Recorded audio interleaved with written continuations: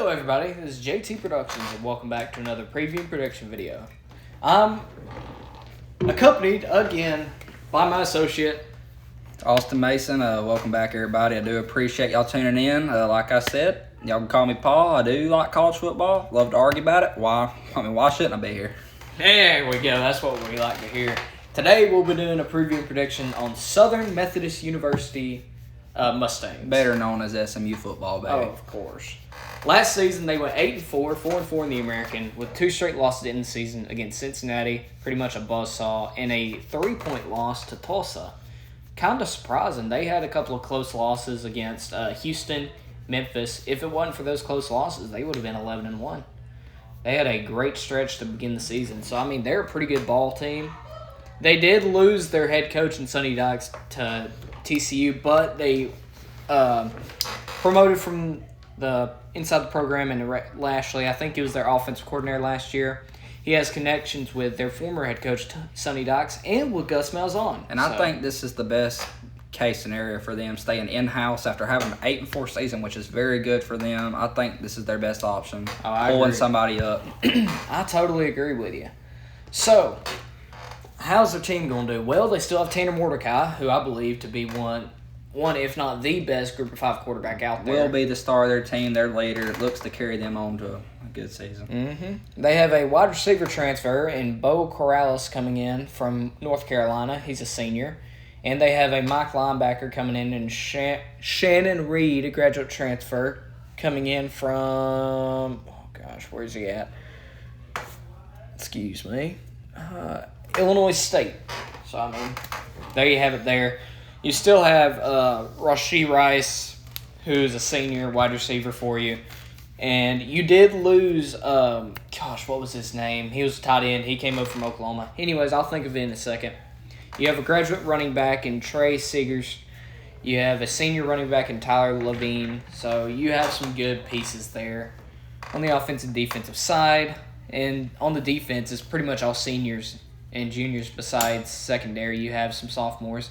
So you're pretty well-rounded, honestly. Out of the teams we've viewed today, this is the most transfers we've seen. But it complements a very rounded roster here for SMU. Oh, it really does. They have some good players. So let's just go ahead and jump into it and see what how a first game we have here. At North Texas. This is going to be a tough game. For both sides of the ball. I mean, North Texas definitely knows about SMU. SMU's moving in, to North Texas. I think SMU's going to get a great start to the season right here. Very high heads. I think North Texas is going to slip up and lose a game right here. I'm going to go with SMU by 7. I totally agree. I think that SMU's offense is going to be too much for North Texas, and I think that the Mustangs start out 1-0 before going 2-0 against Lamar. Yeah, I mean, this is a great second game to schedule. I mean, obviously North Texas is a good opponent for SMU, looking to have some form of a bye week right there with Lamar. A lot of young guys, a lot of these transfers are going to be getting playing time here. It's a great game to schedule. 2-0 for them. I totally agree. Then you have a big game on the road at Maryland, a Big Ten opponent. I think this is going to be a shootout of drastic proportions. Absolutely. Both offenses very well-rounded, talent on both ends. It's going to be a great game to watch. Yeah, you have Tanner Mordecai on one side. You have Talia Tagovailoa on the other. You have just two powerful offenses. But I do think it's going to be a toss-up. I do think SMU with that senior defense. Just based on Maryland's defense here is what's going to win SMU the football game. I think this shootout is going to end in a couple of field goals for Maryland, and that's what's going to kill them. I can see it. I think SMU starts out 3-0. Or 3-0? Hold on, I just misspoke again. You have Maryland winning. I do have Maryland winning. I have SMU winning. Yeah, I have Maryland winning. Okay, go ahead. I think just because of the talent difference, while SMU has a very senior defense, all of the seniors we saw last year, like with the defense kind of struggling with SMU in games like against Houston and teams like that, we saw that happen, and against TCU, who is not known for their offense. Correct. A lot of defensive slips. I do think that Maryland pulls it off. I completely misspoke. I apologize for that. So I think you get your first loss right here. So we're going 3-0 to win. And I'm just basing this off the veteran status of SMU. Now, how that veteran will perform, I mean, this is really, shootouts are toss-ups out of it all. It's going to be a game to watch for I'm going to do, because of the because of the offense and defense of Maryland, and because of the just it being in College Park. Next game, you play against TCU. I think you win this easily. I think TCU is going to be downhill this Should year. not be much of a game. TCU's been on a downhill slope for a while now. Offense is what their strong suit was. It's not even. It's more defense, honestly. Now that's what I'm saying. It's switched, and That's defense true. is not That's even true. good. And I think this is SMU's You're losing your game head to win. coach and everything like Absolutely. that. This is SMU. You do get Sonny Dykes, but it's his first season with. They're not ready for this kind of. Yeah, I think it's going to be a revenge game for SMU, honestly. Yeah, I think SMU. I don't think you have a lot of room for error here to come away with this game against a named opponent. I think you get the win pretty easily here. Yeah. The next game, you're at UCF.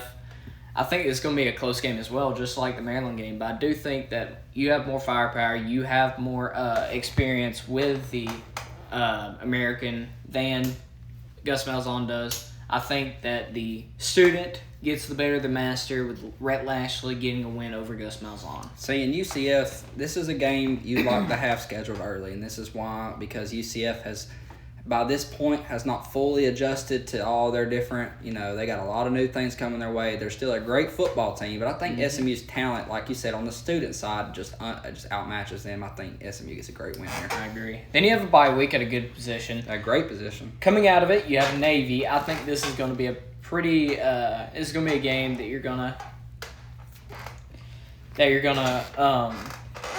Pretty much like they're gonna try to stop you on defense. They could do it in the first few quarters, but I think that your offense in the end gets the win.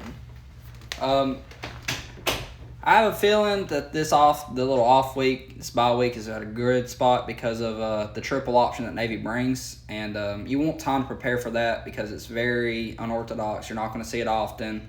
They're going to have good time to prepare for this game, and I think they're going to come away with a big win. I just think they're going to be prepared for the triple option. If Navy was at a different spot in their schedule, that was a lot different ball game, but I do have them sliding by Navy pretty easily. I agree. Then the next week you play Cincinnati on homecoming. If this was last year, I'd pick Cincinnati. But since it's not, I think you win this game pretty easily. Cincinnati's going to take a step or two back this year. So I think you get a big win against the Bearcats for revenge from last year. So there's a couple of things that go in this game. One, it's homecoming. A lot of energy. Ready to win a game. Cincinnati is still in a good spot, sort of early in the season. They have not fully adjusted to their new roster. I think you get a good win here against the Bearcats. I agree. The next week you play Tulsa. I don't think that their offense is going to be enough to keep up with you. They say defense wins championships, but when your offense is just non-existent enough, I think the SMU in a shootout in the first half gets a win here. And I agree. The first half is definitely going to be the deciding factor of this game. You're going to see how big of a difference this talent makes early. And Tulsa's going to get a lot of hard hits. The morale's going to drop. In the second half, you're just going to run away with it. I think SMU gets a good, solid win here against Tulsa. I agree. Then the next week you have Houston. This is going to be a tough game. I think that this is going to be a game that's going to be in the 30s, like 38-35. But I do think that SMU gets a revenge win from last year against Houston. Going big, undefeated right now in the American TUS before you go into your last three games. See, and for Houston here, they're going to have just as good of a season as SMU is. This is a big game for both teams right here, and I think SMU just rises to the occasion. A lot of these games, SMU's offense is just going to outshine the opponent. I mean, that's kind of the trend for this season. Houston's a very good ball club, but I think I'm going to go, and you can consider it an upset maybe, but I think I'm going to go SMU here over the Cougars in a very close game. I think it's going to be a very high-scoring affair. I can see it. I totally agree. Next week, you go on the road to USF, and you should just blow the top off of the Bulls in Tampa and get a big win against the Bulls. Yeah, I think this is actually very genius of how they scheduled this game right here. You're obviously going to need a rest after the stretch you just came out of. The Bulls is not going to put up much of a fight. I think it's going to be an easy win for SMU. I mean, there's really not much room for error against the Bulls. I mean, you're going to be in Tampa. I don't think it really matters. Yeah. Then you go on the road to Tulane. This is going to be an interesting game.